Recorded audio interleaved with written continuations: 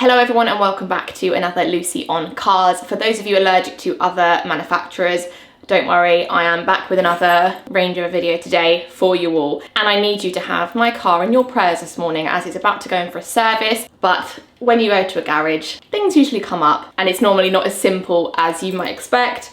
I mean, maybe for other cars it is, but with this car, with this specific car, things sort of seem to happen that aren't expected. But anyway, you may be wondering where I am. I'm not in my usual environment. I'm in a strange brick structure.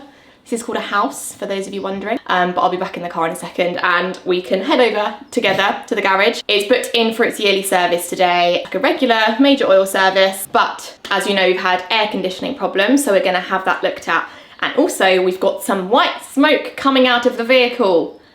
2 thumbs up for that. So I'll talk about that in more detail in a second. But anyway, we're running late. We just got ready in record time. So we're gonna head over. The place we're going is about a 20-minute drive away. But I don't know if I'm actually gonna be able to film anything because George will be following me over in the BMW with our son in the car because we're going straight for breakfast afterwards. So that's why we've got 2 cars basically. The reason we have a BMW is to pick the person up who drops the Range Rover off. Or if the Range Rover goes wrong, we've got another car as a spare when the Range Rover's in the garage. That's the reason you need 2 cars in life.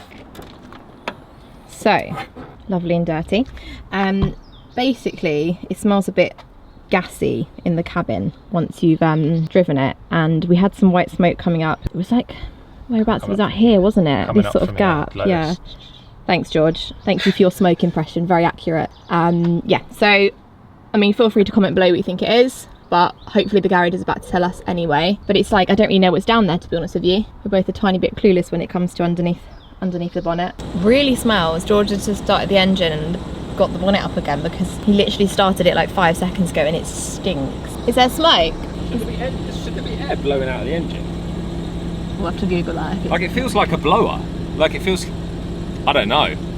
Like certain areas there's like actual gusts of air coming out. That's normal, isn't it? I don't know. Is there smoke? No smoke yet. No smoke yet. Okay, let's go. Okay, we're here. Yes, we're going to leave it here and basically tell the guys who are at Motor Sense, tell them about the aircon, tell them about the white smoke, and then they're going to do this service. And I think I'll pick the camera up. Sorry, I'm trying to pass him the car. He loves the car key.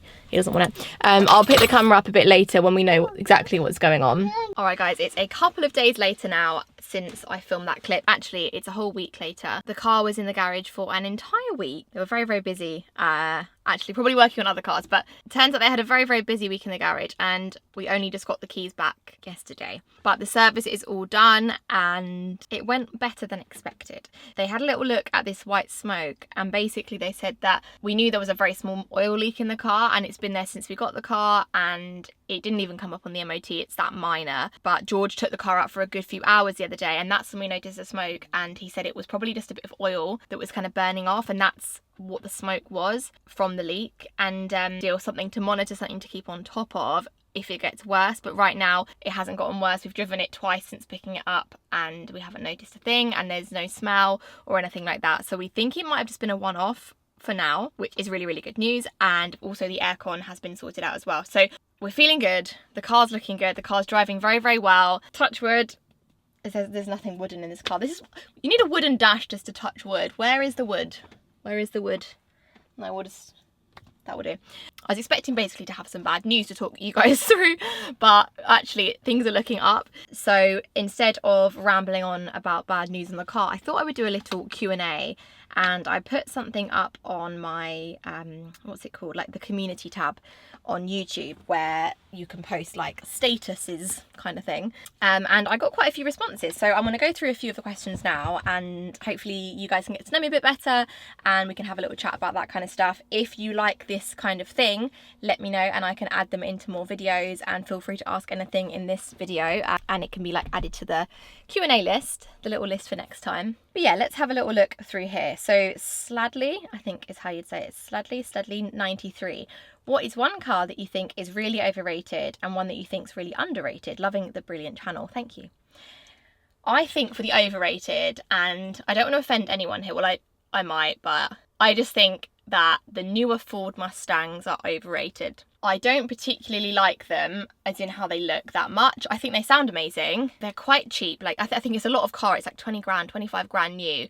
It's an incredible amount of car for the money, but I just think if you sit inside one, it just feels very, very plasticky, and it seems like it looks and sounds amazing. I think it's super in your face, and it's sort of quite a big show off initially, but then when you actually look in it and sit in it, it just feels like the quality isn't there. And I guess that is reflected in the price, but I prefer things that are a bit more understated and a bit more, I don't know, I'm sat here in a V8 saying that. Just personal opinion, I think Ford Mustangs are overrated. Underrated? What's underrated? I feel like the BMW 3 Series estate is a little bit underrated, because I think people just assume estate cars are like family cars and they're more practical and they're not as fun to drive, but that is an incredibly fun car to drive. That's my answer. If I had longer, I could probably sit and really come up with a good answer. Comment below your answer to that. An underrated and an overrated car. I think that's a very, very good question. James Stewart has asked me if I ever wear driving gloves. I tend not to, James. I do tend not to wear driving gloves. I have a heated steering wheel, so I have no need to wear driving gloves. Raymond A, or Raymonda, don't know how you'd say that, has said, would you buy another L322 or would you get a different Land Rover model? If so, which one? So firstly, I don't think it's out of the question to get another one of these. I think they're amazing. I'd like to drive an L405, and actually soon, someone who watches his channel has got in touch, and I'm going to be driving an L405 soon and giving you guys a full review. So watch this space for that. If you've got any questions or anything you'd like me to answer around an L405 once I've driven it and as part of the review, then get them in the comments down below here so I can answer that soon. And as you guys know, I really love Defenders as well, so I definitely have a Defender.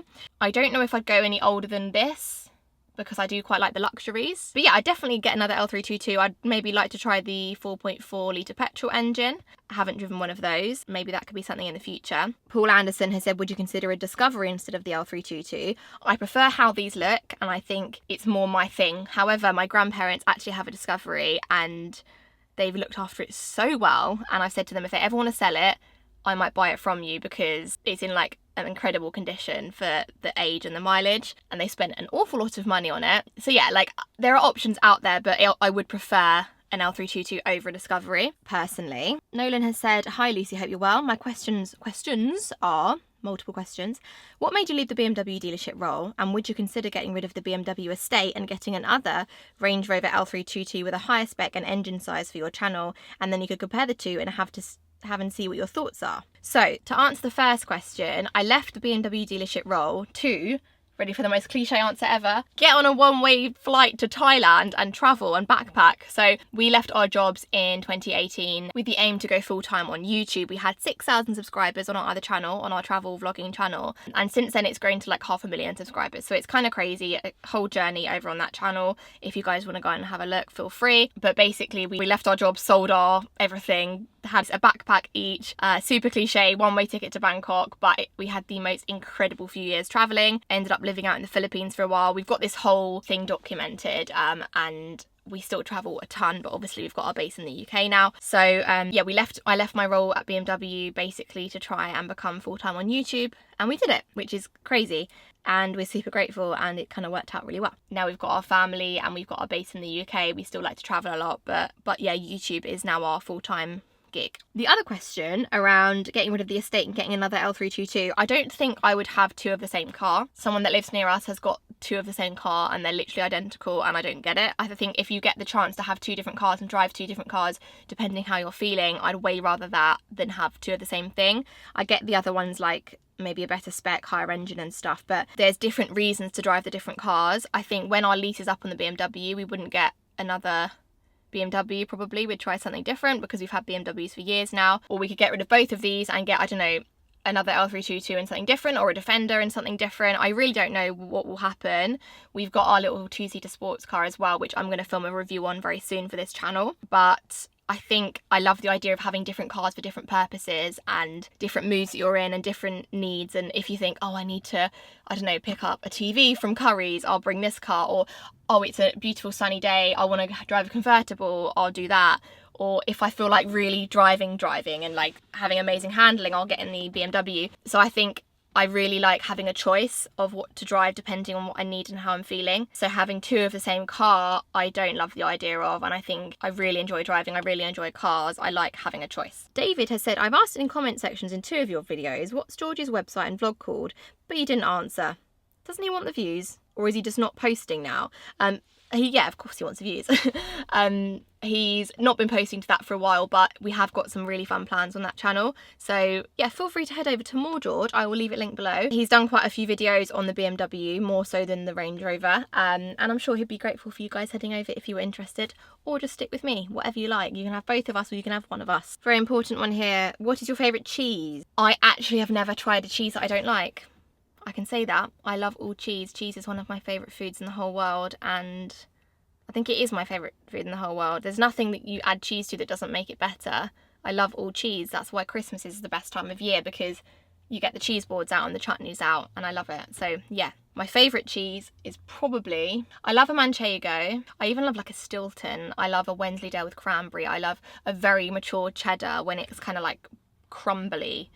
I love a brie. Honestly, I love any cheese. I will have any cheese. Anything you've got. There's quite a long question here, but the gist is basically with how much things are costing these days, and mortgages and running costs of fuel and things like that, running costs of cars, they don't have to be as expensive as a BMW or as a Range Rover.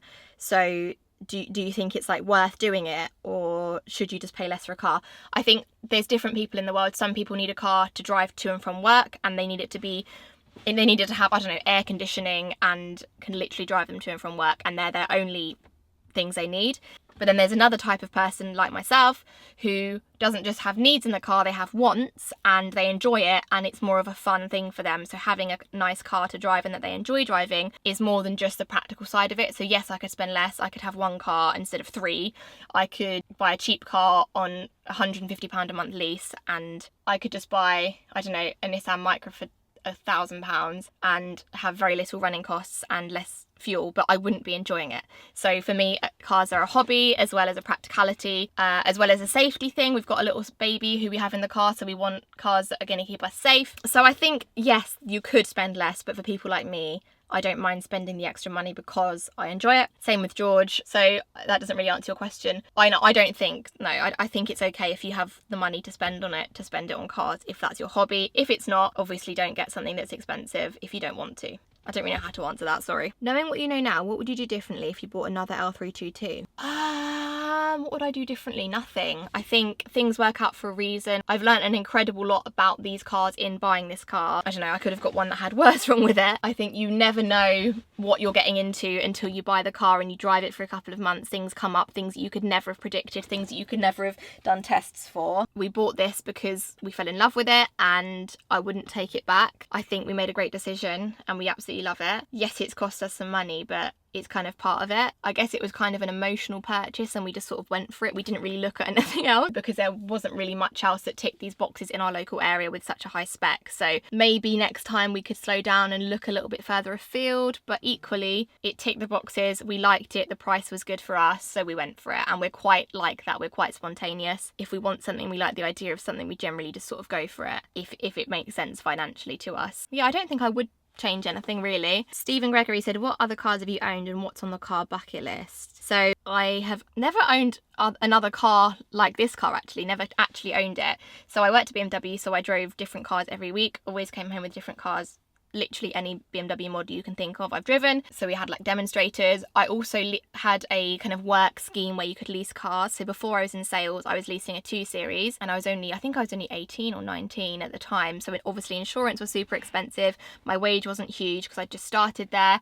So it was just a 218i in manual in M Sport, Estral Blue, absolutely loved it. And it was my first car and it was a brand new car. So I felt super lucky and it was just so fun. And then yeah, went into sales, had loads of demonstrators, and then went travelling, sold everything. And then when we came back to England, we got the 3 Series, which we've now had for 2 years. Then we got this, and this is the only one that I've ever actually owned. So that's my short but sweet car history. And in terms of the bucket list, definitely a newer Range Rover of some sort or a Defender, I think would be amazing. We really love Porsches as well.